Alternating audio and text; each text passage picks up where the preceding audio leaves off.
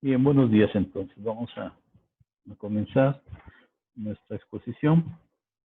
Y el tema, pues obviamente se llama Teorías Educativas. Es un material que hace rato dejé de utilizar. Tengo oportunidad de compartir estos temas con estudiantes de doctorado, de maestría. Y bueno, es una oportunidad de volver a desempolvarse un poco con respecto a esas teorías. Hace poco, yo les decía al inicio que soy andragogo y también tengo trabajos de pedagogía. Al final les voy a platicar un poquito de eso. Entonces, hace poco en una videoconferencia, alguien en la parte de comentarios decía que me había seguido ya en mis videoconferencias de andragogía, de pedagogía, y le gustaría en algún momento pues saber de alguna conferencia mía que tenga que ver con pedagogía, y esta hubiese sido excelente. De todas maneras vamos a compartir en algún momento con ellos. Bueno, entonces vamos a hablar de pedagogía en esta ocasión, principalmente, que es el tema motivo de esta reunión de hoy. Bueno, pues vamos a hablar de este punto. Paidós, niño, logía, conducción. Estamos hablando de la conducción de los niños. En algún momento, pues cuando hablábamos de los pedagogos en la época de los griegos, pues estábamos hablando de los esclavos que tenían las familias adineradas y que eran los que conducían a los niños para su formación respectiva. O sea, ellos no eran los que daban la instrucción, sino que ellos eran como los que llevaban y traían a esos pequeños en su momento. Entonces, esos eran los pedagogos. O sea, así fue como empezó la cuestión de esta palabra, ¿no? Sin embargo, pues obviamente con el paso del tiempo ha ido cambiando ese enfoque. Y bueno, lo que puedo mencionar es de que la pedagogía pues es una ciencia. Vamos a tomar a partir de la publicación del libro de Comenio, a quien se le considera el padre de la pedagogía. A partir de ahí, en más o menos 1653, si no mal recuerdo, por ahí más o menos, publicó su Didáctica Magna, y a partir de ahí vamos a mencionar que tenemos una pedagogía formal, ¿no? Pues muchas cosas, vamos a hablar un poquito de Comenio, muchas cosas de Comenio pues se siguen manejando hasta la fecha. La pedagogía, desde sus inicios, mucha gente también, muchos autores a lo largo de esos casi 400 años, han considerado como sinónimo de educación. De repente, en muchos discursos ustedes oyen de repente que dicen educación, de repente dicen acciones pedagógicas o pedagogía, y como que los toman como similares, ¿no? Bueno, desde más o menos un poquito pasado de la mitad del siglo pasado, ya no es así, ¿no? Ya la pedagogía no es la única ciencia.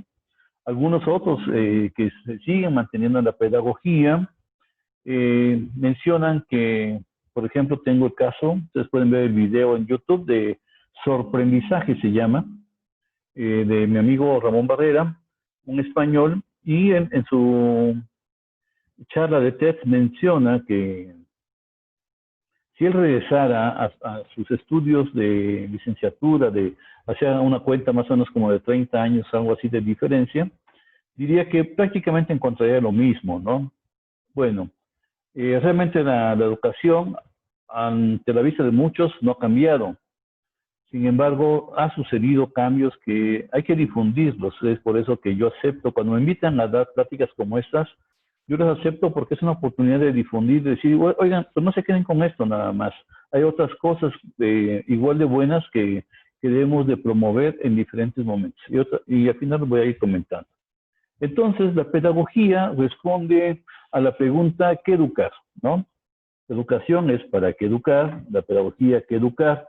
Y tiene como inherente el proceso de enseñanza-aprendizaje. Es un proceso que también muchas personas, políticos, gente no muy relacionada con educación, lo menciona también como parte inherente también o invisible de lo que es educación, ¿no? Sin embargo, también vamos a mencionar que no nada más ese proceso de enseñanza-aprendizaje existe. Bueno, entonces, Comenius, les decía yo, que publicó más o menos en 1650 y tantos su Didáctica Magna. Y obviamente, pues es una obra que si ustedes la leen, verán ahí que tiene pues algunos tintes religiosos, o sea, lo que se ha dado, ustedes podrán descubrir fácilmente.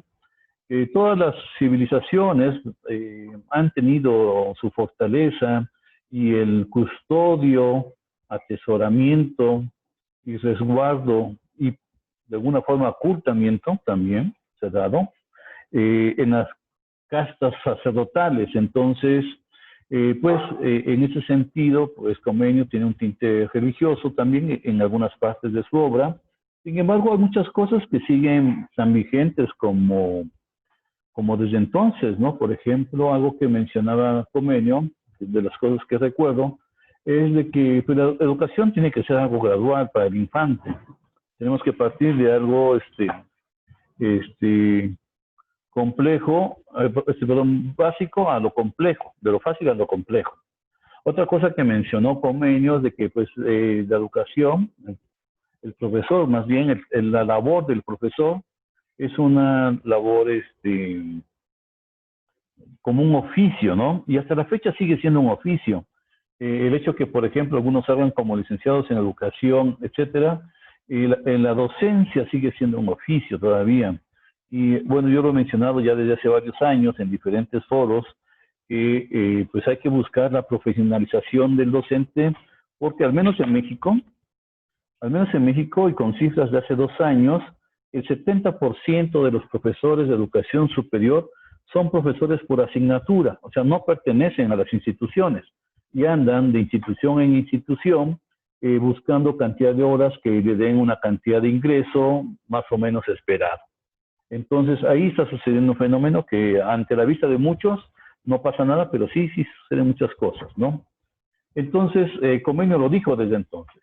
Otra cosa que Comenius ha mencionado de que pues, la educación no debiese ser coercitiva, no debiese ser con castigos, no debiesen golpear a los niños, pero creo que eso lo pusieron en letras chiquitas porque mis docentes, cuando yo fui niño, porque aunque no lo crean, yo lo fui alguna vez, pues sufrí eso de que la letra con sangre entra, la vivimos plenamente, ¿no? Bien. Bueno, entonces Comenius, pues como padre de la pedagogía, pues hay mucho que mencionar de él, ¿no? Algo que también, por la cuestión del tiempo, que hay tanto que hablar de pedagogía que en verdad tuve que hacer una selección de la selección para poder estar con ustedes el día de hoy. Algo que vamos a mencionar es que con respecto a los paradigmas y teorías educativos, que es el tema central de su materia. Con respecto a esto, yo hice esta tabla en mi libro de Didaxia Universitaria. Yo hice esta tabla que ustedes están viendo en este momento. Verán que tengo el paradigma conductista, el paradigma cognoscitivista, el paradigma constructivista y un paradigma que para muchos autores no lo han mencionado todavía. En mi caso yo lo mencioné como el paradigma emergente. Y también voy a mencionar por qué más adelante. Bueno, entonces, y aquí hay una serie de teorías y autores, obviamente, que las promovieron en algún momento, que vamos también a platicar de algunas de ellas. Sería casi un tema de varias sesiones estar hablando de estos personajes. Por eso les decía, hice una selección de la selección, ¿no? Entonces, voy a hablar de... Déjenme quitar este rectángulo. Voy a hablar de los conductistas, del paradigma conductista, ¿no? O de las teorías conductistas. En los demás paradigmas podemos mencionarlo en singular. En el caso del conductismo, sí es conveniente decir teorías conductistas, por el hecho de que no nada más fue una teoría, ¿no? Sino que fueron varias teorías que tienen como una esencia en común, pero que al final de cuentas tienen su respectivo porqué. En el caso del conductismo, pues obviamente utiliza como objetivo, tiene tiende a utilizar el esquema estímulo-respuesta. Esto lo hace como para analizar las relaciones y principios entre los hechos ambientales y las conductas de los organismos con la finalidad de describir, predecir y también de controlar los comportamientos.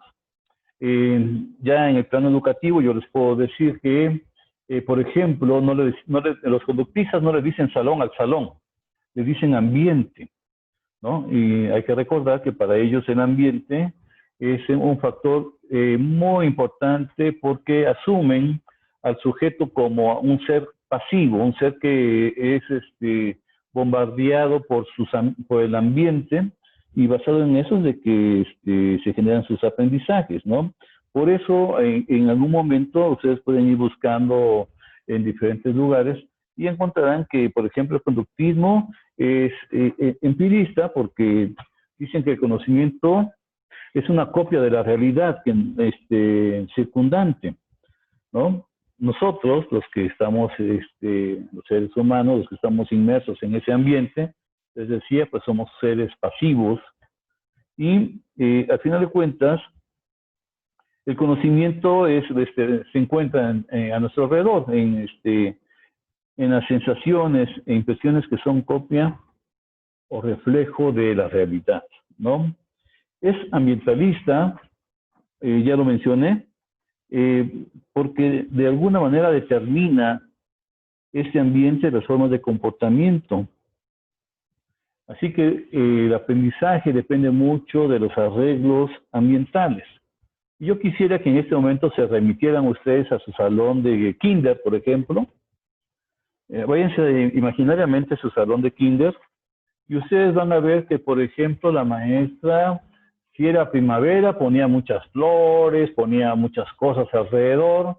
Si era verano, pues ponía un solezote, la playa, y así, cada época del año había cambios significativos en el salón, y nosotros, los niñitos que estábamos ahí adentro, que a lo mejor inconscientemente recibíamos todo ese bombardeo, realmente conscientemente no.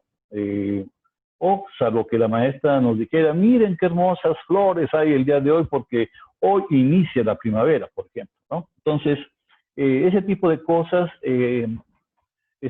son cosas conductistas totalmente, no hay una cuestión clásica como lo que voy a mencionar más adelante, pero hay muchos mensajes del ambiente que influyen en estas personitas. Entonces, los alumnos pues, son sujetos conocentes o aprendices pasivos. Tal vez la palabra aprendiz ahí no me gustaría decirla, pero básicamente lo que algunos autores mencionan, ¿no?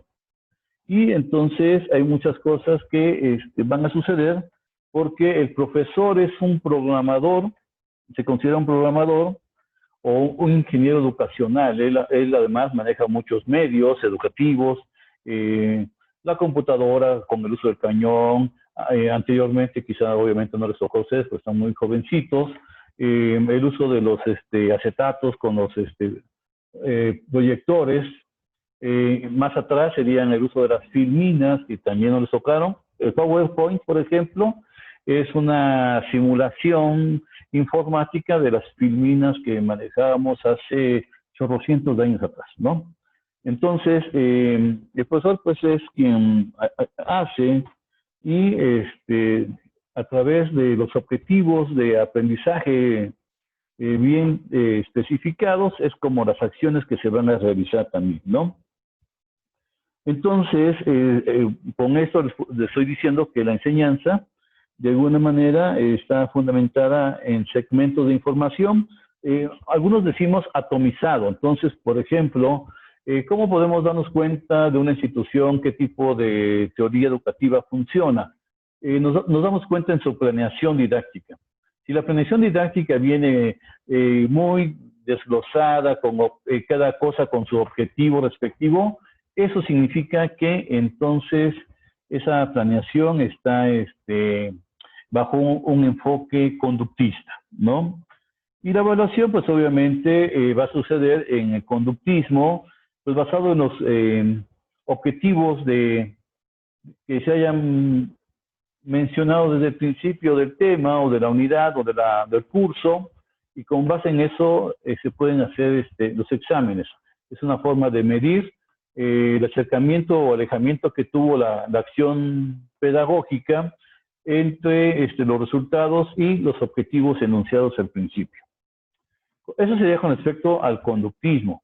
Con respecto al cognoscitivismo o cognitismo, que también puede ser mencionado, pues obviamente aquí cambia el asunto. O sea, quisiera nada más cerrar el conductismo diciendo que es una teoría, o las teorías que están ahí, pues generalmente son de afuera hacia adentro. Ahorita vamos a ver una diapositiva al respecto.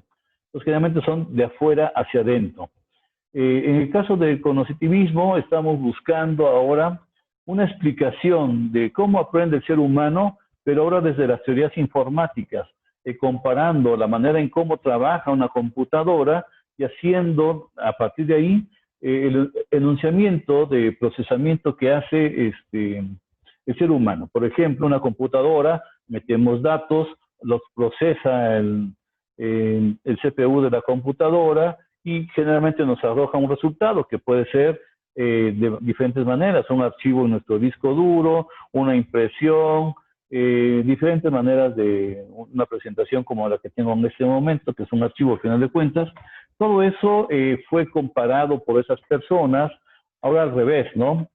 Alguna vez alguien, no recuerdo su nombre, dijo que las computadoras eran la imagen del hombre, ¿no? Nosotros somos, según algunas personas, somos la imagen de un ser supremo. En este caso, las computadoras son la imagen del ser humano. Sin embargo, estos teóricos voltearon el asunto y dijeron, bueno, vamos a partir ahora de la computadora, ya no del ser humano hacia la computadora, sino de la computadora hacia el ser humano, para explicarnos cómo es que procesa la información. Entonces, cuando ustedes escuchen la palabra procesar, estamos hablando de el paradigma cognoscitivista, y ahí están algunos autores que ahorita vamos a, aunque sea, conocerlos un poquito. Bueno, en el caso del cognoscitivismo, pues busca una explicación de la representación mental. Dos de esos autores, Gagné y Anderson, incluso hicieron algún esquema que lamentablemente no traje en este momento, acerca de cómo ellos se imaginan que es el almacenamiento o memoria que le llamamos nosotros, el proceso de memorización, cómo es ese almacenamiento de esa información en nuestro cerebro.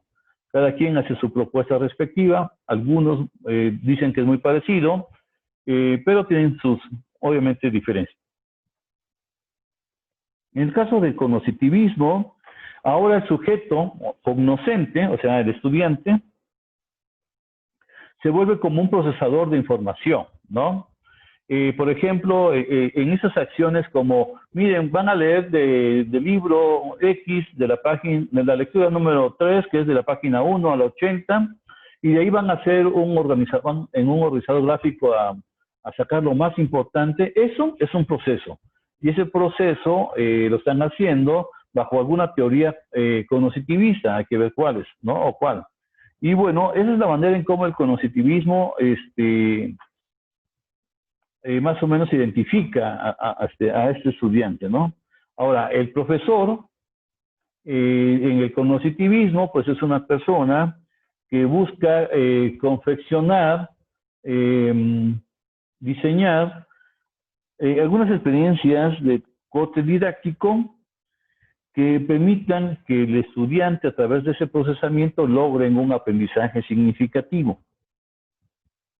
Y algo que es importante mencionar es que desde el cognoscitivismo es que surgieron frases como de aprender a aprender y a pensar, o sea, aprender a aprender y aprender a pensar.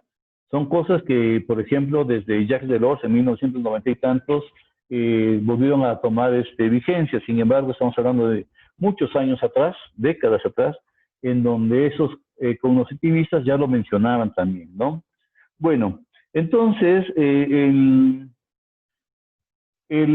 proceso de aprendizaje está basado generalmente en que del ambiente yo voy a tomar,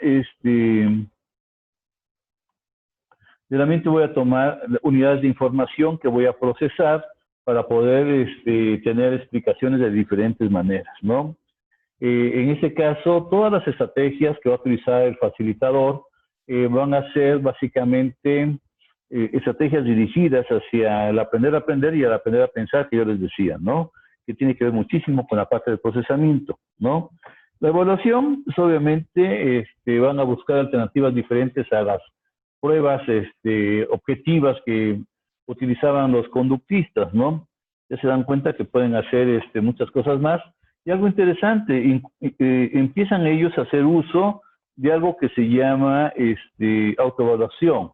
Entonces empiezan a promover un poco esa parte de la autoevaluación, quizá no como algo independiente, pero empiezan a ayudar a pensar justamente lo que sería un proceso metacognitivo de cómo fue que yo realicé esa actividad y en función a eso empezar a generar la criticidad necesaria para poder trabajar.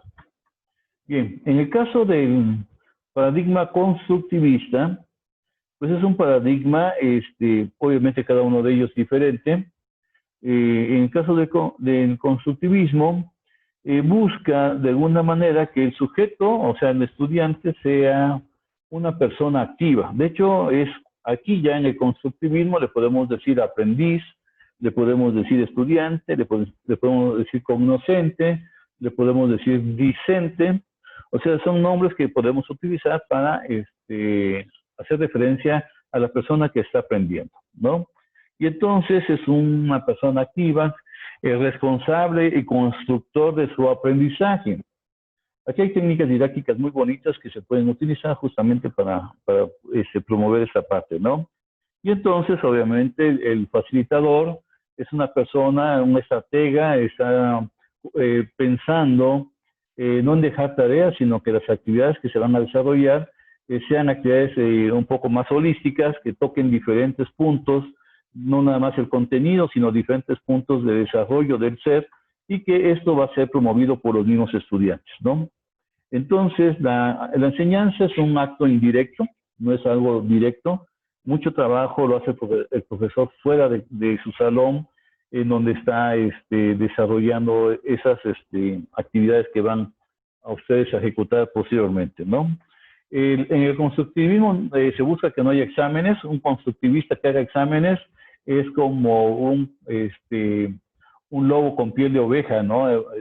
Yo soy constructivista, pero vamos a hacer un examen. Entonces, ese señor o esa señora está parada realmente en el conductismo, ¿no? Porque es donde están ubicados estos.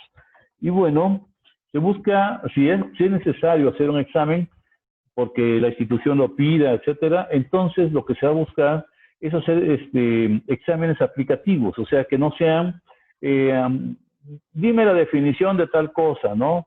O relaciona esto con el otro por a ver, son términos y definiciones. No, sino que aquí buscamos, ante esa circunstancia, bla, bla, bla, ¿usted qué va a hacer, no? O sea, se busca la aplicación de estas situaciones, ¿no?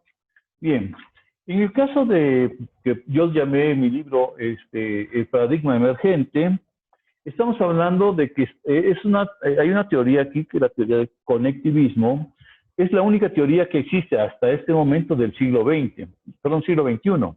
Todo lo demás es del siglo XX. Entonces, todo lo que ya mencioné de los tres paradigmas anteriores son para personas que nacieron y vivieron en el siglo XX.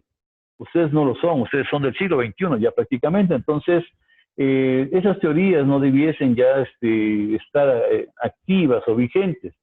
Las teorías nos han ayudado muchísimo, o sea, no debo de que mi discurso vaya a sesgar y vayan ustedes a pensar que ya no sirven. No, sí sirven, nos ayudaron bastante, nos explicaron muchas cosas del ser humano.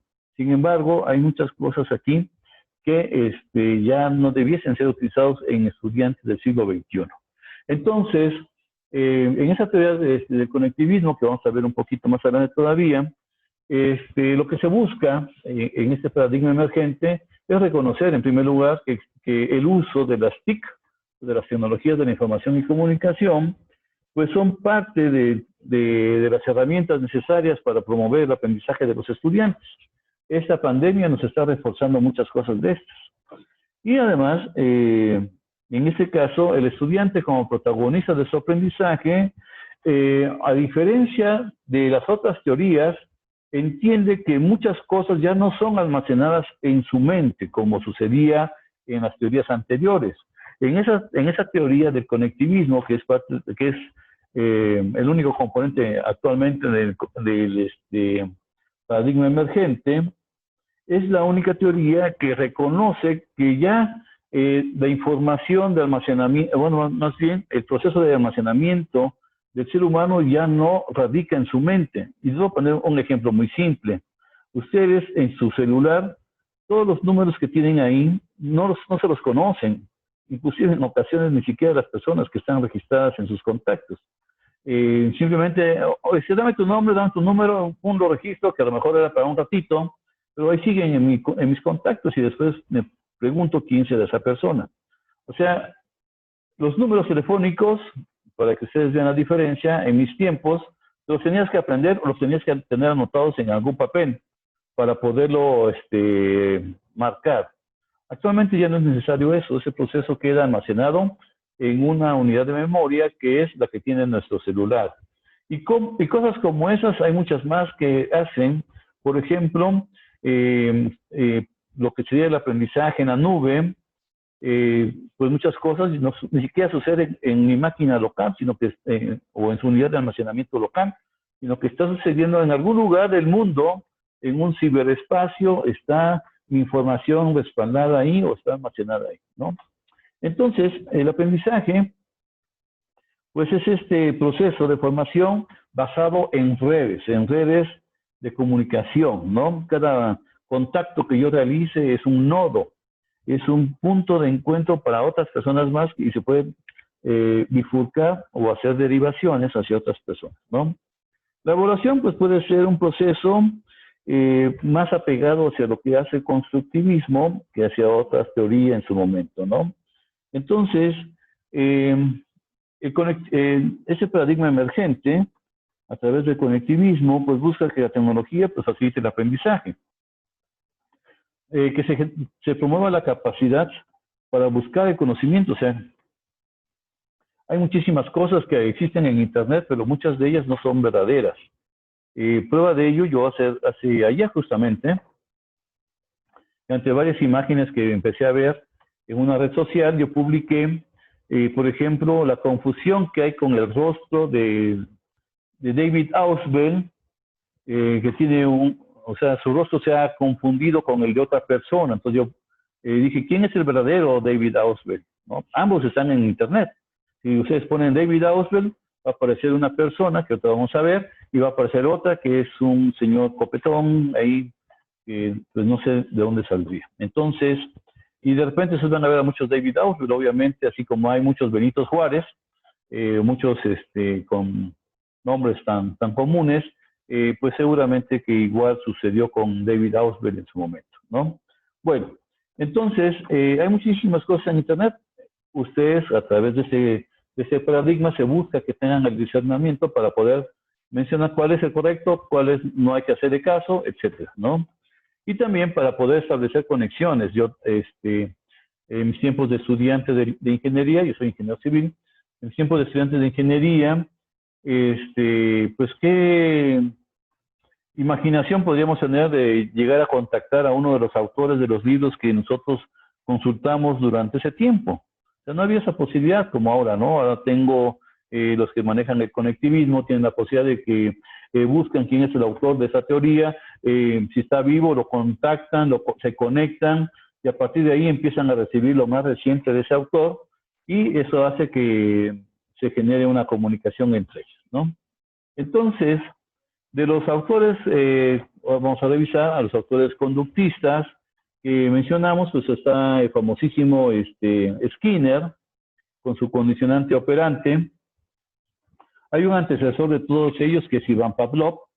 Iván Pavlov, ustedes lo deben de conocer con su clásico referencia de la salivación de los perros con la comida, ¿no? Entonces, este señor, Pavlov, pues obviamente incluso premio Nobel a principios del siglo pasado, por su condicionamiento, reflejo condicionado, perdón, que manejó en algún momento, ¿no? En el caso de Skinner, vio que se podían hacer más cosas y él hace un condicionamiento operante y que se basa obviamente en estímulos-respuestas, pero incorpora un elemento que serían los reforzadores o los refuerzos. Y estos que también pueden ser conocidos como operantes, descubrió que había operantes neutros, o sea que son aquellos que ni aumentan ni disminuyen la probabilidad del cambio de la conducta. Acuérdense que estamos hablando de conductismo que partió principalmente de un análisis de la psique, de lo algo intangible, hasta que Watson dijo, no, ¿saben qué? Vámonos por otro camino, vamos a buscar cosas más tangibles, porque si no podemos estar en la frontera entre la ciencia y algo esotérico, casi, porque estaban buscando la cuestión del alma, ¿no? Algo así al principio en la psicología, ¿no? Entonces, conductista. Entonces, Skinner dijo, bueno, vamos a buscar otras explicaciones, y dentro de eso están sus operantes neutros, que ya lo mencioné. Están los reforzadores positivos y negativos. Los reforzadores negativos se han entendido como sinónimo de castigos, pero no lo son realmente, ¿no? Entonces dicen, tú, para que no lo vas a hacer, te voy a dar, y pum, le pegan al chamaco, ¿no? Lo que está sucediendo muchísimo actualmente con el homeschooling en todas las casas prácticamente que tengan chamaquitos estudiando en este momento, ¿no? Entonces, los refuerzos positivos, pues, obviamente, hiciste algo bien, voy a remitirlos nuevamente a su kinder. Si hacían ustedes algo bien, les ponían una estrellita en la frente, casi estoy seguro de eso, ¿no? Bueno, espero que ustedes hayan recibido alguna estrella alguna vez, ¿no? Pero se la ponían en la frente y la instrucción era, no te la quites. O sea, ¿por qué? Porque querían en su momento que esa estrellita pues la vieran sus padres, ¿no? Y sus padres dijeran, ¡ay, qué bien que mi hijo trabajó mucho, o es muy inteligente, por eso le dieron su estrellita, ¿no? Entonces la estrellita es un reforzador positivo. Un reforzador negativo sería, ¿saben qué? No terminaron la tarea, no salen a los recreo. Y como no terminaron, pues hasta que terminen van a salir en el poco tiempo de recreo que les quede.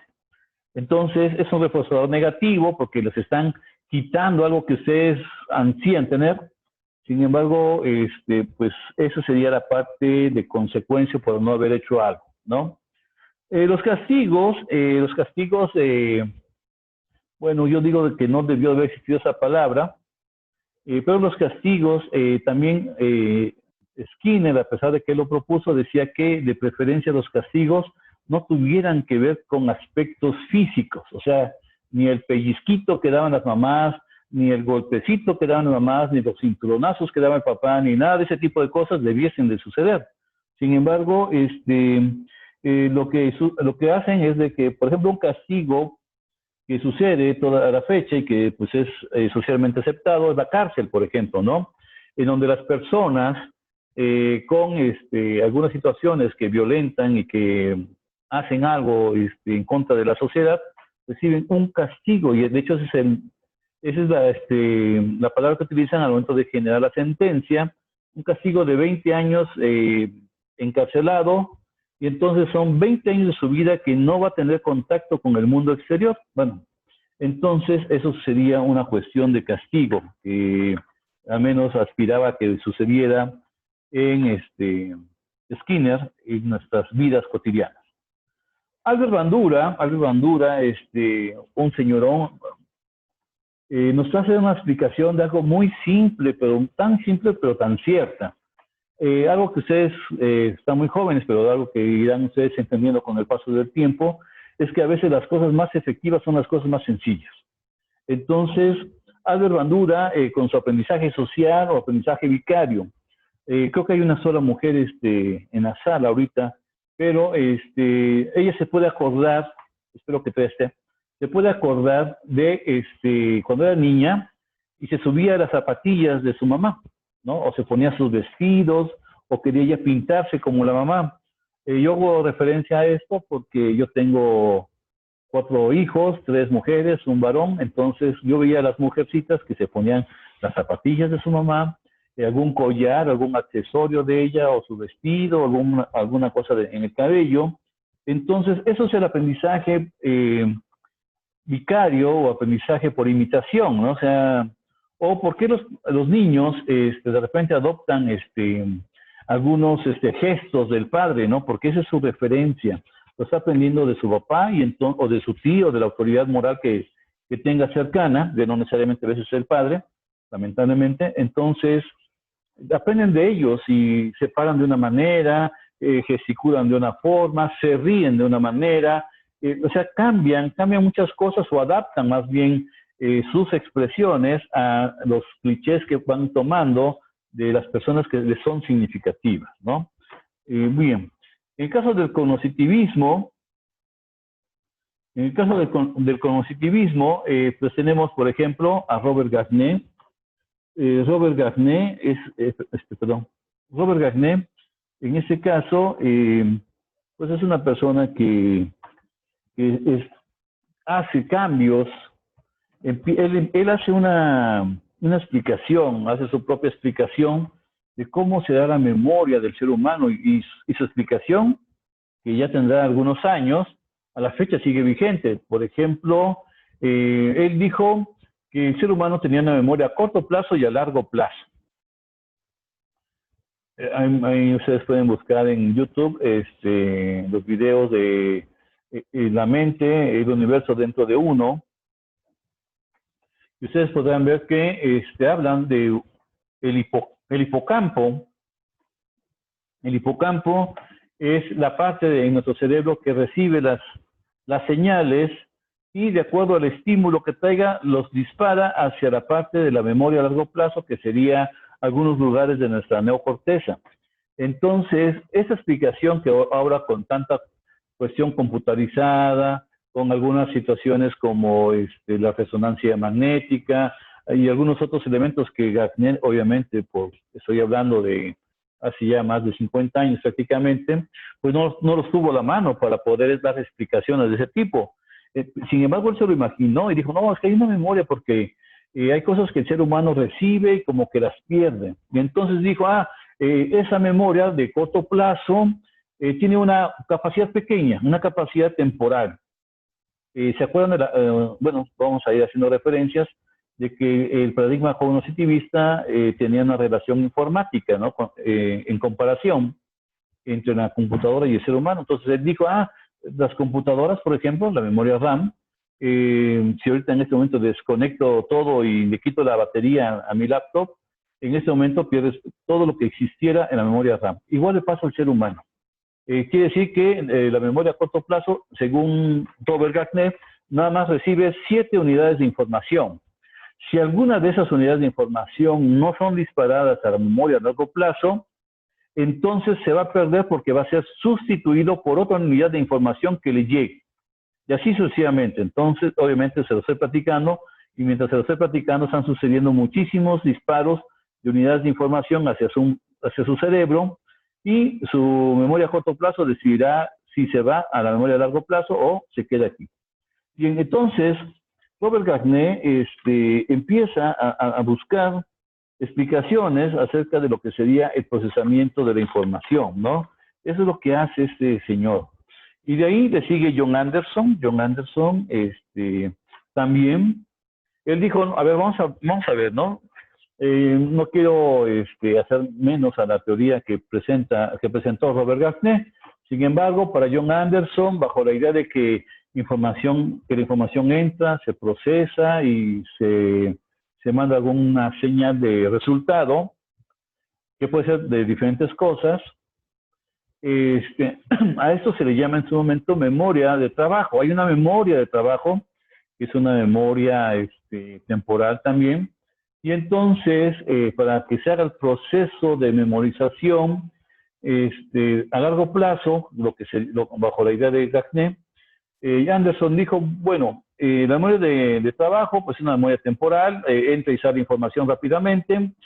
Sin embargo, si el proceso de almacenamiento es un proceso ya fijo, entonces tenemos dos memorias. Tenemos una memoria factual y una memoria procedimental.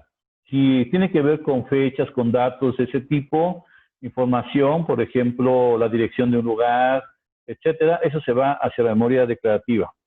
Si tiene que ver con la cuestión de cálculos, por ejemplo, la fórmula general del álgebra, esa se va a la memoria procedimental. Y así, hagan de cuenta que hay como un pequeño duendecillo adentro de nosotros que decide hacia dónde se va una información, hacia dónde se va otra información, ¿no? Esas son de las cosas que John Anderson nos propone en su teoría. Otra persona es David Ausubel. Ese es el personaje que yo hacía mención hace rato. Siempre a mis estudiantes de maestría y de doctorado que me han traído la fotografía del otro señor copetón que les decía yo, ahí lo pueden buscar ustedes después en Google. Les decía, es que David Ausubel, para que ustedes se acuerden siempre de él, tiene un parecido con Chespirito, les decía, ¿no? O les he dicho siempre. Entonces, igual les digo a ustedes, David Ausubel tienen parecido con Chespirito, no son gemelos, para que no me digan, ni se parecen. Bueno, tienen parecido, dije, ¿no? Entonces, David Ausubel vino con otras ideas, se dio cuenta que todo el procesamiento que sucedía al interior de las escuelas promovían una memorización. En mis tiempos, yo supongo que a ustedes ya no les tocó, pero en mis tiempos se dedicaban largas horas para la memorización de las tablas de multiplicar, por ejemplo. Y lo hacíamos hasta de una manera cantada, ¿no? 2 por 1, 2, 2 por 2, 4, o sea, hasta el tonito ya le poníamos, ¿no? Entonces, David Ausubel dijo, no, espérenme, vamos a parar un poquito el mundo, no necesitamos nosotros hacer tanta memorización, porque Daphne, Anderson, ya no lo mencioné, pero lo recupero ahorita, pues ellos han hablado de que el aprendizaje no es algo estático. El aprendizaje, bueno, aquí sí quisiera yo dejarles una tareita. ¿Qué diferencia habrá entre aprendizaje y conocimiento? Entonces, ahí se los dejo de tarea. En el caso de Ausubel dijo, no, espérenme, tenemos que cambiar porque no podemos estar haciendo todo un proceso de memorización y pensemos que eso es educar, ¿no? Entonces él estuvo en contra de eso, aunque lo aceptaba, o sea, nunca dijo no se haga, ¿no? Yo te voy a explicar por qué. Entonces, en el caso de David Ausubel, dijo, no, pues vamos a tener diferentes aprendizajes, y entonces, al final de cuentas, él llega a 3 tipos de aprendizajes. El aprendizaje de representación, por ejemplo, ustedes ven en una tarjetita dibujada una pelota, la palabra pelota, ya ustedes tienen una representación, quizá no tengan al objeto en la mano, pero ya identifican fácilmente una pelota porque es redonda, porque tiene colores o tiene una forma, rebota, o sea, tiene características ahí, ¿no? Ese sería el aprendizaje de representación. También otro aprendizaje que Ausubel nos aporta es el aprendizaje de conceptos. Y aquí voy a mencionar algo y espero que ustedes lo pudieran relacionar. Aquí hay aprendizajes de conceptos que pueden ser objetos, eventos, situaciones. Y también tenemos otro aprendizaje que es el de proposiciones.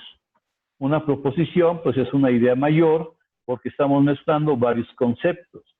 ¿A qué nos recuerda esto? Esto nos recuerda a los mapas conceptuales de Joseph Novak, una persona que conoció la teoría de David Ausubel y entonces reenrutó su trabajo hacia darle soporte al aprendizaje significativo de David Ausubel a través del uso de los mapas conceptuales que él propuso, Joseph Novak. Entonces Novak en su mapa conceptual, fíjense qué coincidencia, maneja conceptos, maneja proposiciones y otros elementos más, ¿no? Entonces, estos mapas conceptuales que son muy usados incluso hasta la fecha, pues dan ese apoyo a lo que sería la teoría del aprendizaje significativo de David Ausubel. Otra palabra que involucra David Ausubel es la asimilación, ¿no? La asimilación es como el proceso de cuando se incorpora un conocimiento nuevo a un conocimiento previo, ¿no? Eso sería, ese proceso nos da una asimilación, ¿no? Bien. En este caso, David Ausubel, en su teoría del aprendizaje significativo, pues obviamente es una teoría que también nos llevaría muchísimo tiempo nada más dedicarnos al estudio de esa teoría. También en ese momento, esta teoría tiene que ver en el sentido de que en algún momento, en una de sus frases célebres, dijo que lo más importante, si pudiera resumir su teoría, en una frase es de que lo más importante es descubrir qué es lo que sabe el estudiante y a partir de ahí proporcionarle conocimientos nuevos. Termina con una indicación diciendo, descúbrase y hágalo, algo así, ¿no? Algo así como los mensajes que ponen en las cajas de emergencia contra incendios, ¿no? De rompas en caso de emergencia, ¿no? Algo así nos deja la tarea Ausberg en su momento. Bien, quizá hay otro autor que no conozcan ustedes, una persona muy longeva, no tiene mucho tiempo que falleció. Jerome Brunner vivió prácticamente 100 años, ese señor, no tuvo la dicha de vivir casi 100 años. Entonces, Jerome Brunner nos dejó todo un legado acerca de lo que sería el aprendizaje por descubrimiento. El aprendizaje por descubrimiento nos lleva al uso de, no necesariamente está relacionado así, pero yo lo relaciono, al uso de, por ejemplo, de la V heurística de Gowin, por ejemplo, que es una técnica que nos permite hacer trabajo de investigación, no tan formal como podría ser el método científico, tal cual. Entonces, pero sí lleva bastante de él. Entonces, a través de esta V heurística, yo puedo aplicar el aprendizaje por descubrimiento de Jerome Brunner. Jerome Brunner nos dejó muchas cosas, entre ellas de que el aprendizaje debiese ser gradual, cosa que retoma de este convenio, debiese ser gradual, y que el aprendizaje hay una construcción del aprendizaje de una manera heurística, ¿no? Entonces, como si fuera un remolino, ¿no? Que empieza de menos y se va haciendo más grande, más grande, más grande hacia arriba, ¿no? Entonces, él hizo sugerencias de que, por ejemplo, manejáramos cosas seriadas como matemáticas 1, matemáticas 2, matemáticas 3, ese tipo de situaciones, ¿no? De alguna manera, él propuso algo que se llama andamiaje. El andamiaje de Jerome Brunner, pues tuvo que basarse en el concepto de la zona de desarrollo próximo de Vygotsky, que ya lo vamos a ver un poquito más adelante, y de alguna forma postula que en una interacción de tipo enseñanza-aprendizaje, acuérdense que estamos en pedagogía, la acción de quien enseña está inversamente relacionada al nivel de competencia de quien aprende. ¿Qué significa esto? Significa que si la persona a quien yo le estoy enseñando es una persona con muchísimas dificultades para aprender, pues obviamente yo voy a hacer como profesor más cosas. Pero si es una persona que va a la primera la pesca y ¡pum!, ya lo entendió rapidísimo, bueno, mi participación va a ser menor como profesor. A eso se refiere básicamente. Entonces, ese sería el andamiaje. Ustedes, no sé si conozcan algo de alguna construcción cercana a su casa o en su propia casa. El andamio, pues son los soportes que se dan a las construcciones. Por ejemplo, si voy a construir una losa, ponemos un andamiaje para sostener lo que va a ser la losa de mañana, mientras fragua el asunto. Bueno, tenemos otro autor, que ese seguramente podrá ser más conocido, es Howard Gardner, y con su teoría de las inteligencias múltiples. Gardner, que propuso esto desde 1987, si mal no recuerdo, propuso 7 inteligencias.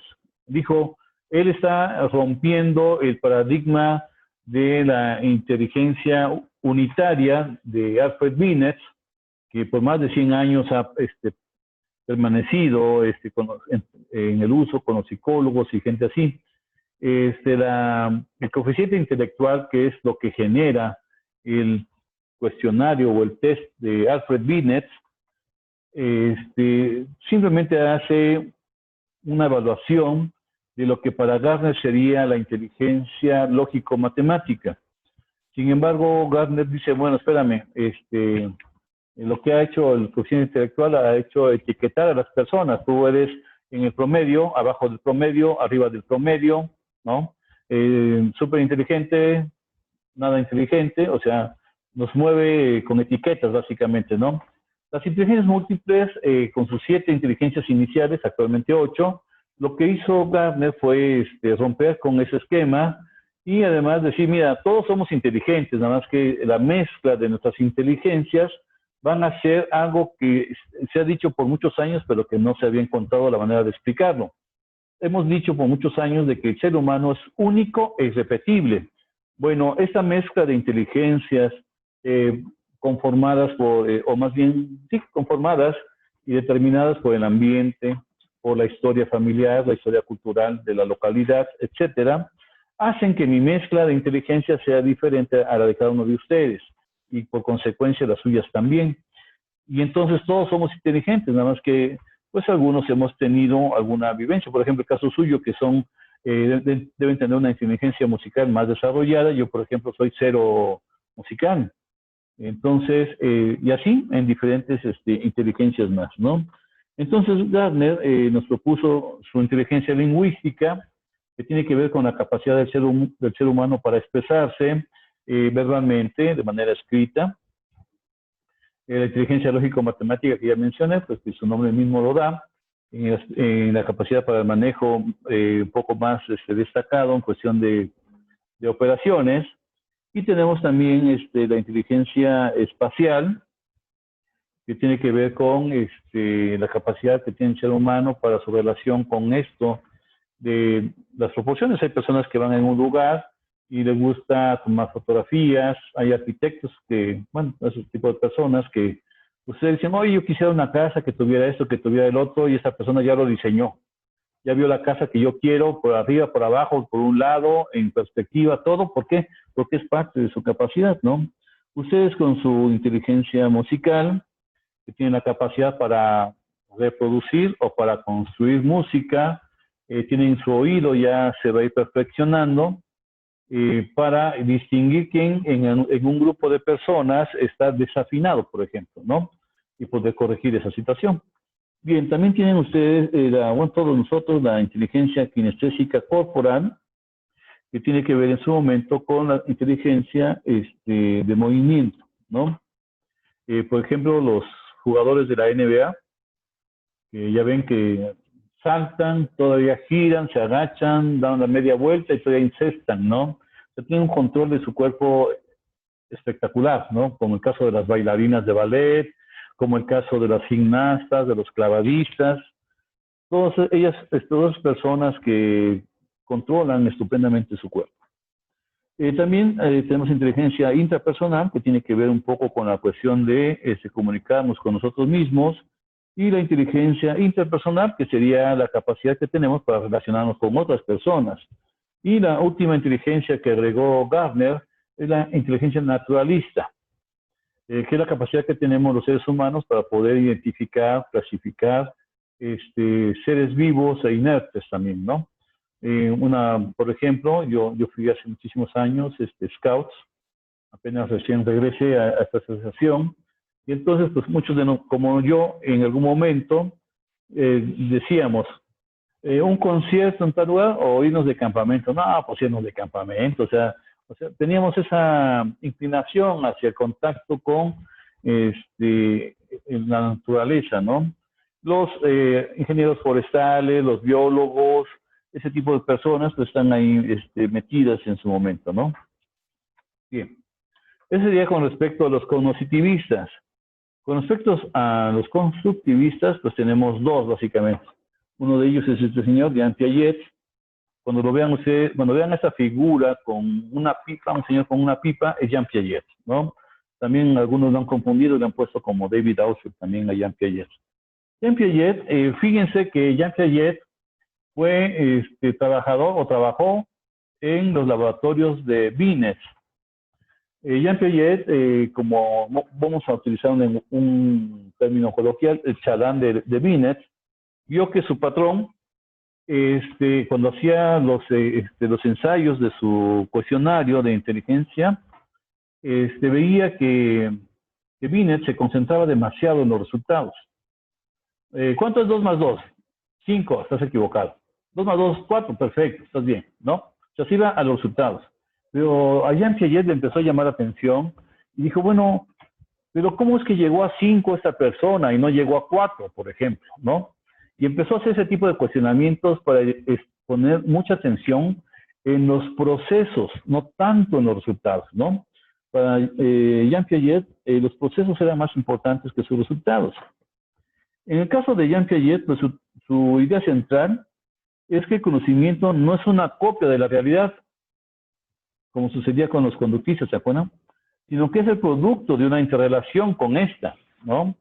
Entonces, de alguna forma, el cognoscente va generando su conocimiento a medida que él va haciendo contacto con esa realidad. O sea, si mi realidad es estas 4 paredes en este momento, por el confinamiento, bueno,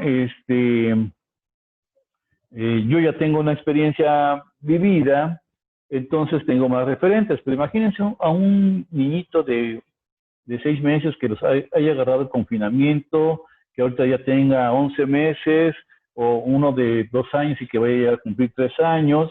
¿Se dan cuenta? Su realidad y su interrelación con ella pues va a ser mínima. ¿Por qué? Porque no va a contactar con esas 4 paredes, ¿no? Entonces, también eso puede haber una distorsión ahí. Esa construcción se realiza, dice, mediante, eso decía Jean Piaget, pues mediante varios procesos, ¿no? Y hay nuevamente la mención de lo que sería la asimilación y lo que sería la acomodación.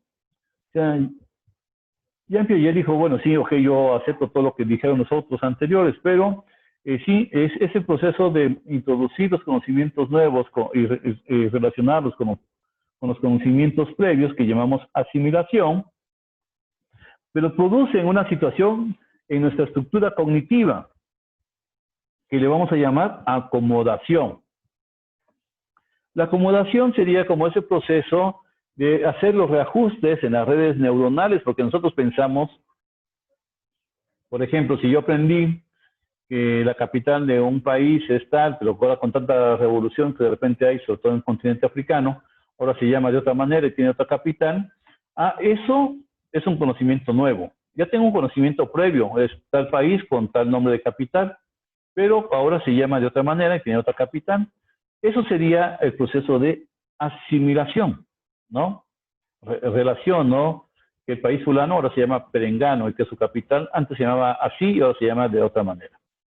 Pero el proceso de acomodación en nuestras redes neuronales, híjole, es un proceso muy complejo que la verdad que cada vez que alguien se introduce en la parte del estudio de nuestro cerebro, se maravilla, ¿no? De la gran máquina que tenemos en ese interior, ¿no? Bueno, entonces Jean Piaget empezó a ver esto. Y esa construcción de su conocimiento, generalmente dice que lo hace de manera individual. Posteriormente, o a la par, porque muchos de estos fueron contemporáneos en algún momento, como en el caso de Brunner, les digo que vivió más de casi 100 años, perdón.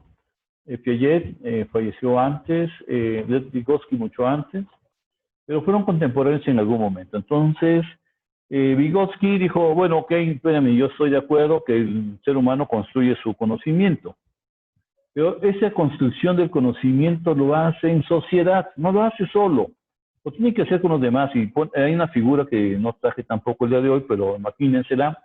Venga una niñita, arranca una flor de un prado, de algún lugar, con una flor.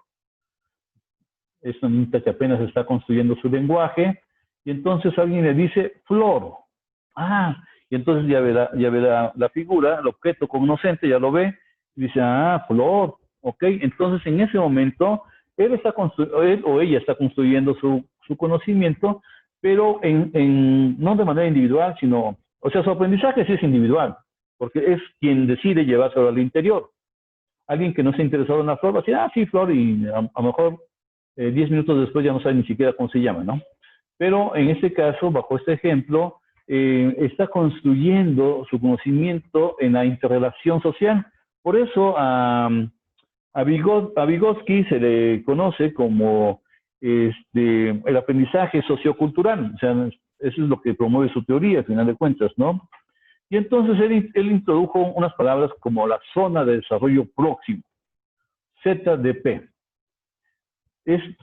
Bueno, la explicación que da es que es la distancia de lo que el niño puede resolver por sí solo y lo que podría realizar con la ayuda de alguien, o sea, en este caso un mediador, ¿no?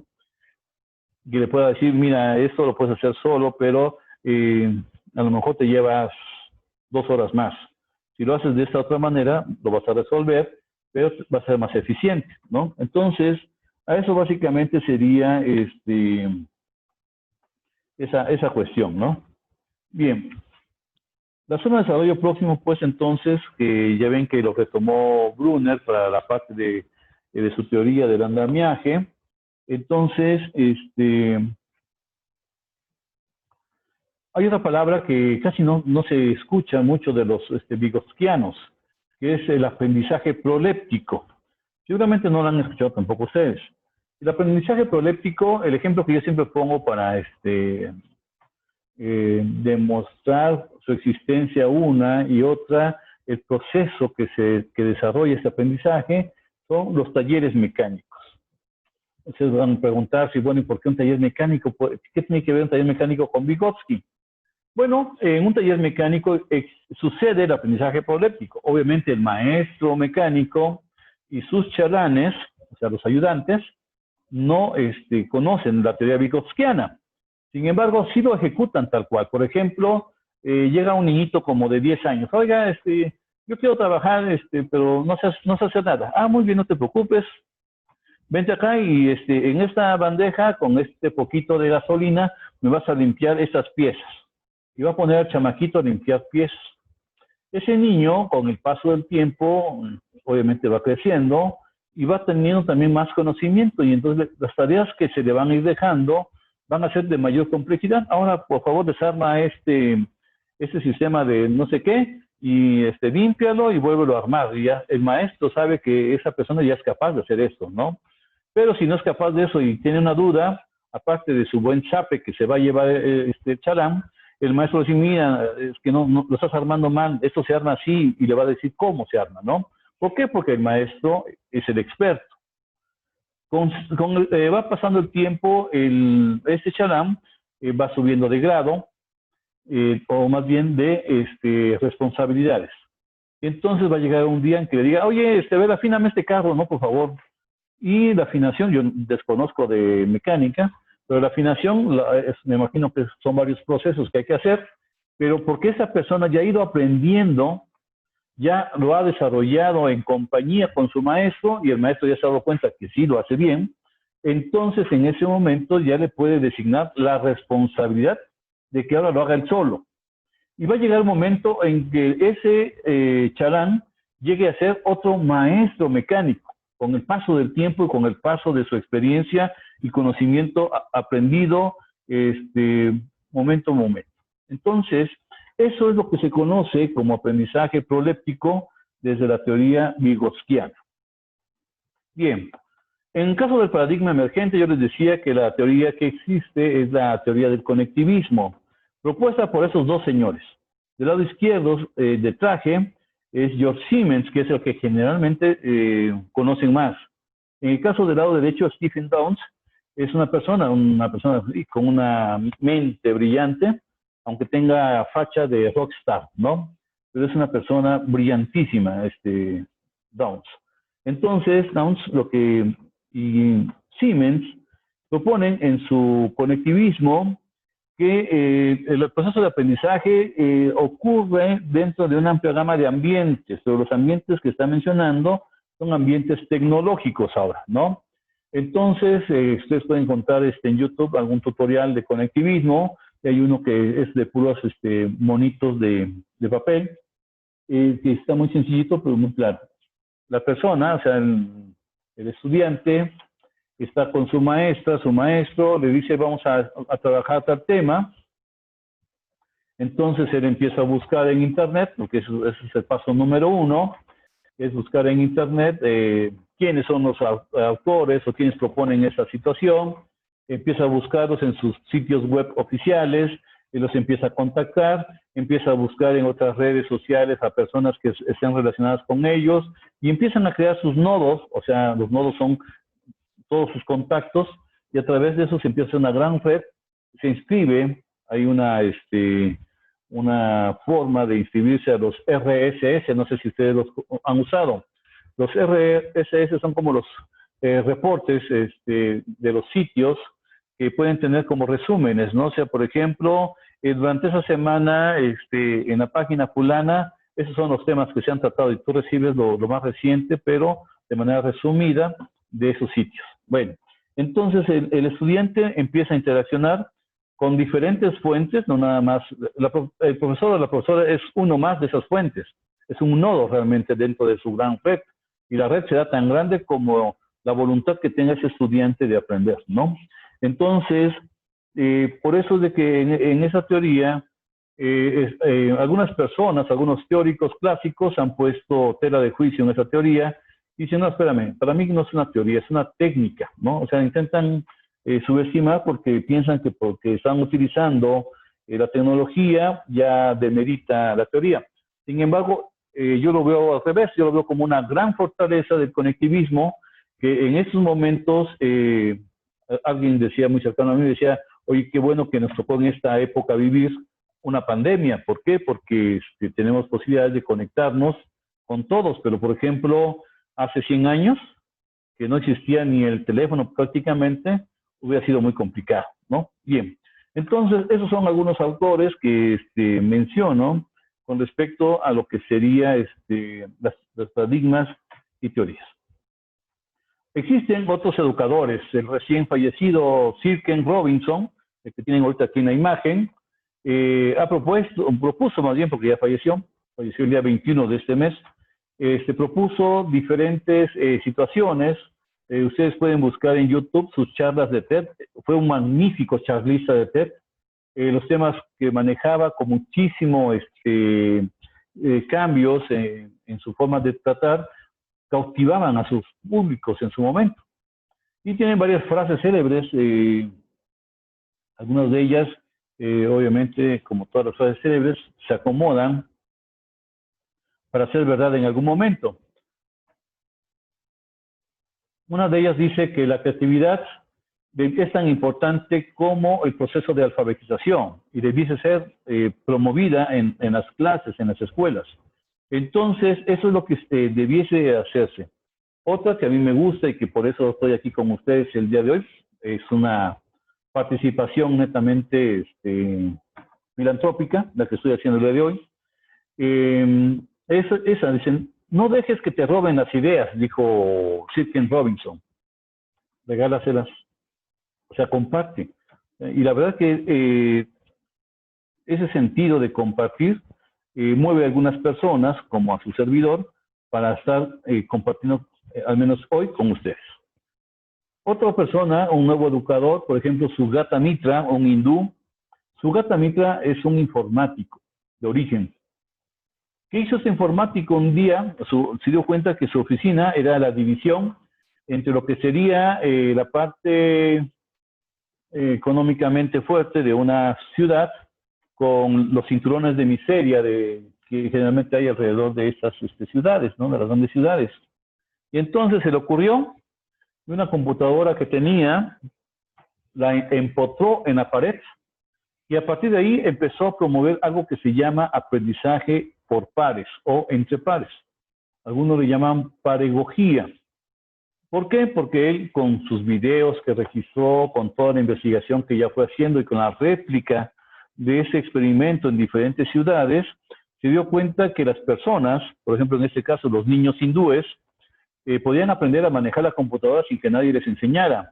Y que ellos, los que se hacían más expertos en ese manejo, le enseñaban a sus hermanitos, a sus primos, sus amigos del barrio, a cómo manejarlas. Entonces, le cuenta Sugata Mitra como anécdota de que en un lugar donde puso, además, ellos que no conocían el inglés, aprendieron a manejar el inglés por estar utilizando el navegador de internet, las búsquedas, todo. Entonces, él fue al encuentro con unos niños en un lugar donde hizo sus experimentos y le reclamaron los niños a él, ¿no? No le reclamaron que haya puesto la computadora y que no le haya puesto quien les enseñara. Tampoco le reclamaron que ellos no sabían inglés y que tuvieron que aprender inglés. Ellos le reclamaban, si mal no recuerdo, algo que tenía que ver con el tema central, que no encontraban más información al respecto, algo por el estilo, ¿no? Entonces Sugata Mitra pues casi se fue de espaldas porque era como algo totalmente inesperado para él, ¿no? Y a partir de ahí empezó a generar muchísimos otros proyectos y por eso lo puse en este rubro de nuevos educadores que empezaron en el siglo XX, pero están finales del siglo XX que están permeando sus trabajos en el siglo XXI. Y otra persona, mi amigo Ramón Barrera, que lo mencioné hace ratito, con su video de sorprendizaje. Ramón Barrera hace propuestas también de cómo debiese ser la educación actualmente, ¿no? Y algunas cosas, algunos elementos que debiésemos de considerar en estos procesos. Entonces, eso es algo que valdría la pena revisar en su momento. Bien, pues estos paradigmas, esas teorías han permeado nuestra educación en México. Empezamos en los años 60, por ahí más o menos, 70, con el conductismo, después nos fuimos con el cognoscitivismo, después nos fuimos con el constructivismo en la época del presidente Vicente Fox. Actualmente estamos en el enfoque en competencias y desde el año pasado nos movimos un poquito hacia lo que es el desarrollo de habilidades socioemocionales, que ahí viene como DHSE. Esos son los modelos que han permeado nuestra sociedad en el plano educativo en su momento. Bien. No sé, aquí si quisiera hacer una pequeña pausa en el video, permítanme tantito. Entonces, esta pedagogía, pues obviamente estamos hablando de todos los peques. ¿Cuándo dejan de ser niños? Pues más o menos a los 10, 11 años, que ya se vuelven adolescentes o pubertos, ¿verdad? Para ellos tenemos la pedagogía. La pedagogía, pues estudia la educación del adolescente en su etapa de educación media. O sea, los estudiantes de secundaria, de bachillerato, ellos debiesen estar bajo un enfoque o una ciencia pedagógica. La andragogía, que tiene como objeto de estudio al adulto en situación de aprendizaje, ustedes, por ejemplo, que ya están, me parece, en nivel universitario, pues es la andragogía quien debiese atenderlos. Y la gerontagogía tiene por objeto la intervención educativa en adultos mayores, ¿no? Entonces, esas son las ciencias que yo les decía al principio, que no necesariamente la educación, no necesariamente la pedagogía, era la única ciencia que existía en educación. Y ninguna de estas es mejor que la otra, porque al final de cuentas atienden de manera especializada a un tipo de ser humano, ¿no?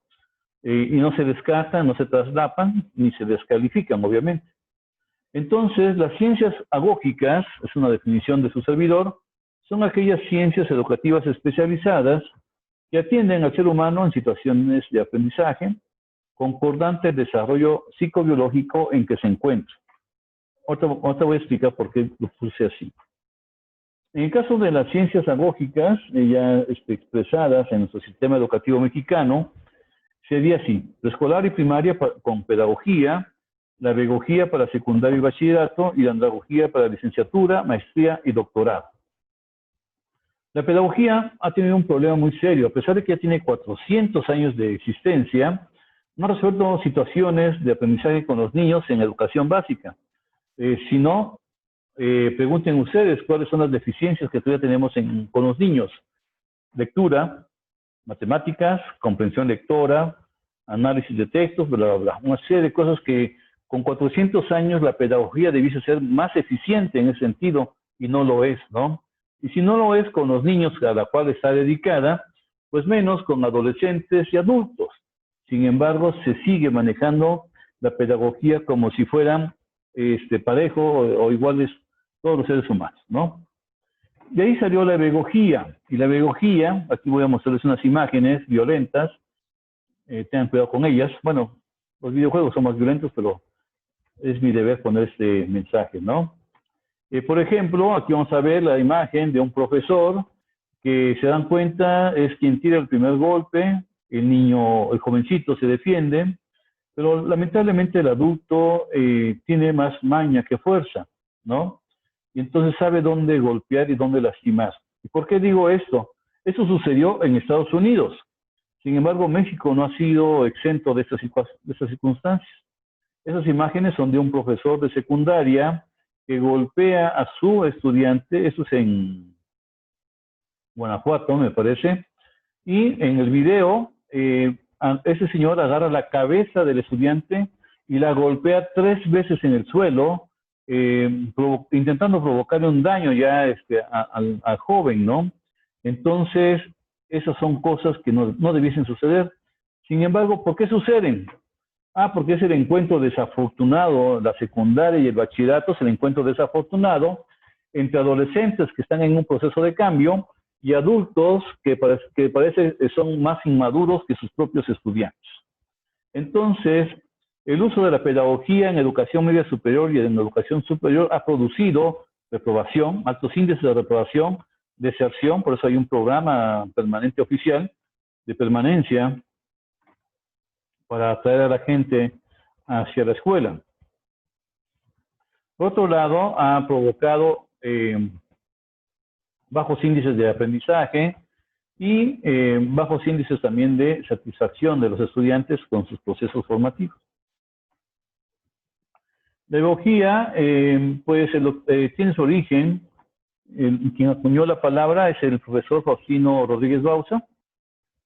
Bueno, lo vimos en la imagen posterior, y él dijo que los adolescentes no eran ni niños para ser atendidos por la pedagogía, ni adultos para ser atendidos por la andragogía. Y entonces aquí mencionó una serie de factores que tienen que ver y que tipifican un poco al adolescente, ¿no?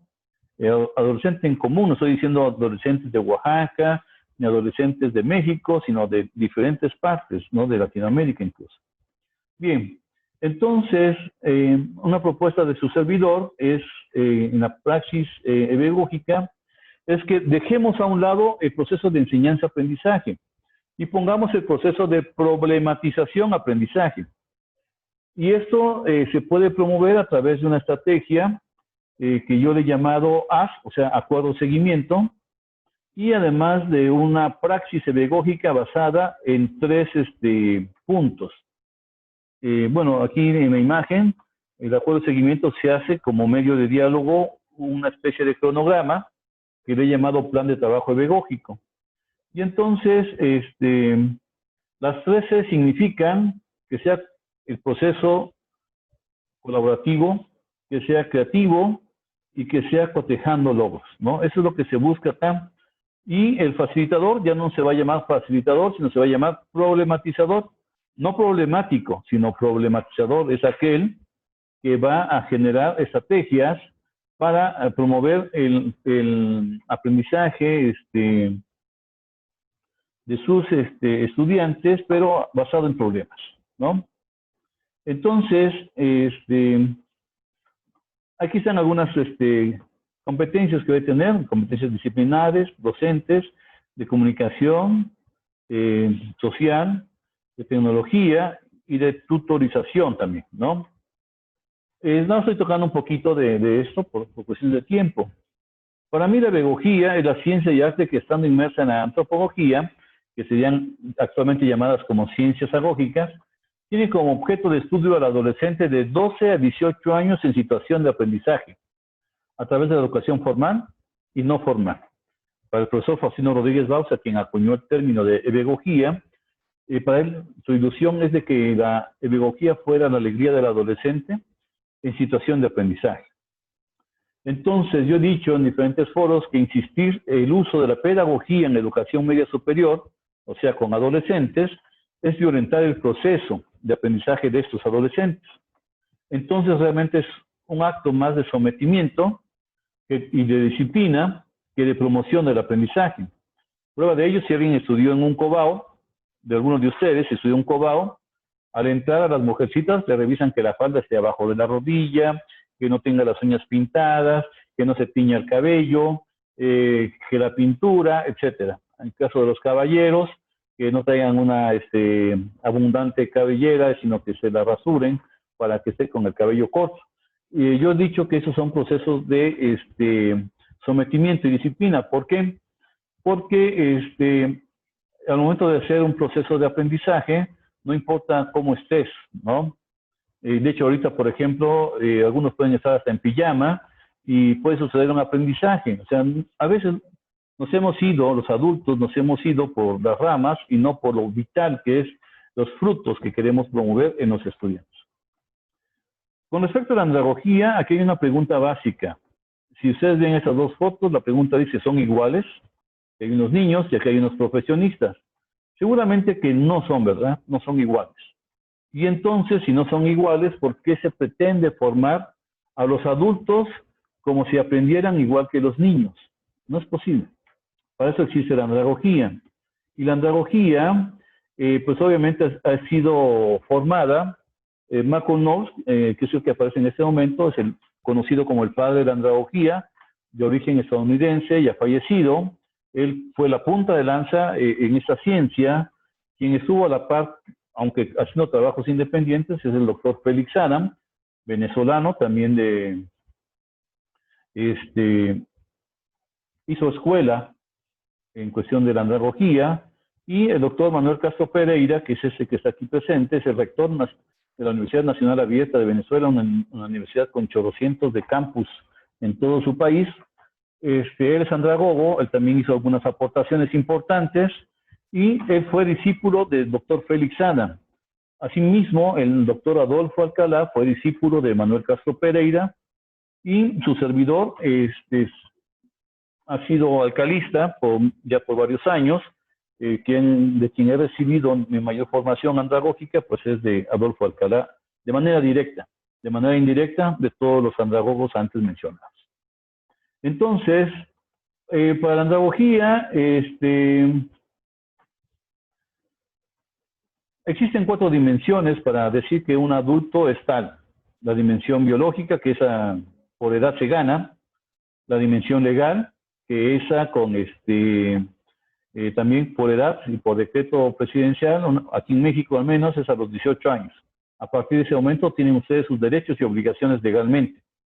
En el caso de la otra es la social, que los demás me reconozcan como una persona adulta, que participe yo en actividades cívicas, como por ejemplo ser funcionario de casilla en momentos de elección o cosas de ese tipo, o que también esté yo en el ámbito laboral, ya trabajando y produciendo. Y la última dimensión, para mí la más compleja, es la psicológica, que yo me considere un adulto. Y aunque no lo crean, hay casos de personas que sufren del síndrome de Peter Pan. Son adultos que todavía se niegan al crecimiento que han tenido.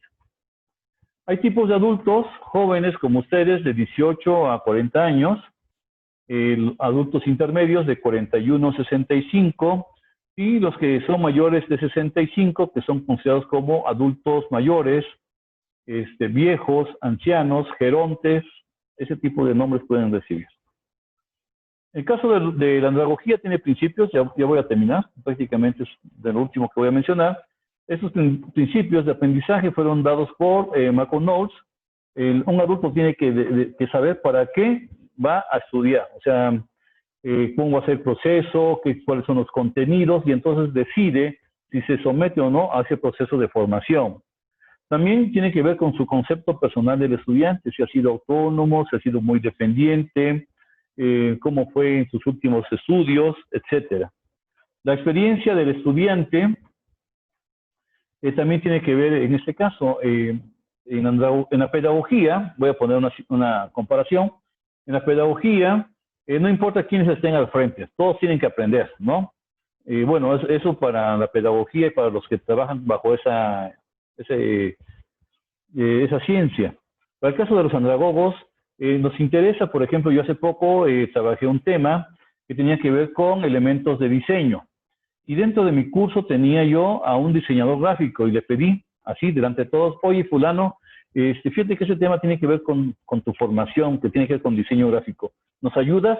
Y dio una estupenda clase, la hizo 100 veces mejor que yo incluso, ¿no? ¿Por qué? Porque él es el experto en diseño. En andragogía tenemos la idea de que todos aprendemos de todos. y todos en algún momento estaremos compartiendo desde nuestra disciplina hacia los demás, ¿no? Entonces, también tiene que ver con la disposición para aprender, ese sería el otro principio de aprendizaje de Knowles, y la inclinación al aprendizaje, o sea, tiene que ver con qué tanto se apega a las cosas que yo estoy buscando. Si soy profesionista o tengo un oficio, hacer mejor mi trabajo. Si yo estoy buscando aplicación en mi vida personal, pues depende de los contenidos que se estén trabajando. Y la motivación para aprender será el significado que yo le dé en su momento a las cosas. Hay dos principios dados por el doctor Felix Adam, que es el principio de la horizontalidad y la participación. En la neurología nadie es más que otro, todos somos iguales. En el salón de clases todos somos iguales, hay diferencias cuantitativas y diferencias cualitativas. Una diferencia cuantitativa podría ser la edad. Otra diferencia cuantitativa podría ser que yo manejo anteojos y quizá muchos de ustedes no. Una diferencia cualitativa es que obviamente ya tengo en mi cuerpo las facturas correspondientes de la vida, ¿no? En cambio ustedes pues están en plenitud de su adultez joven. Bien, en caso de la participación, es de que cualquier cosa que afecte al grupo tiene que ser decidido por el grupo. Y el facilitador en ese momento es uno más. Nada de que porque yo soy el facilitador, yo tengo voz y voto y además el voto de calidad. Nada. Soy uno más que el resto del grupo. Y entonces, por eso en andragogía se conocen como participantes y no como estudiantes.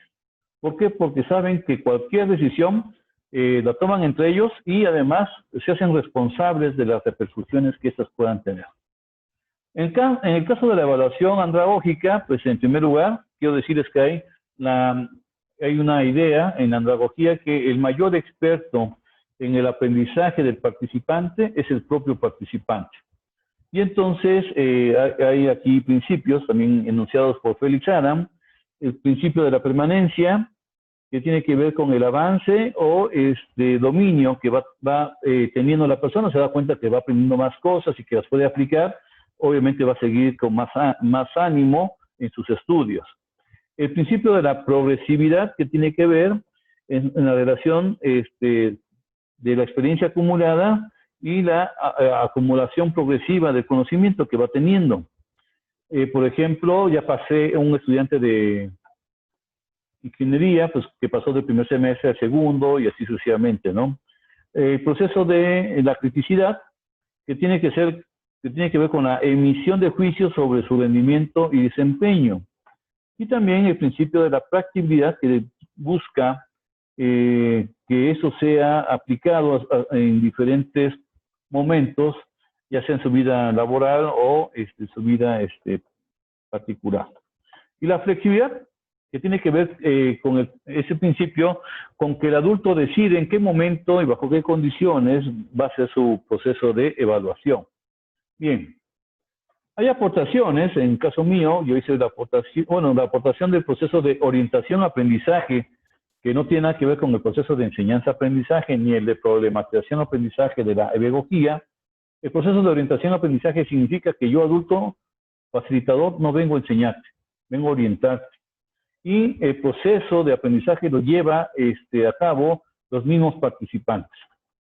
Entonces, yo lo que estuve aportando en su momento fue el proceso del contrato de aprendizaje, que es una técnica o una estrategia didáctica más bien, que se utiliza para esta parte andragógica. Y algunas cosas que tienen que ver con la evaluación andragógica para que esto fuese realmente un poco más significativo en su momento. Bien, pues ¿qué tienen? Ya acabé. Esas son algunas referencias. Utilicé libros de Felix Adam, la mayoría son de su servidor, y también de Knowles, que es el que está hasta abajo. Voy a dejar de compartir a partir de ese momento y voy a detener mi grabación. Déjenme cerrarla aquí. Muy bien.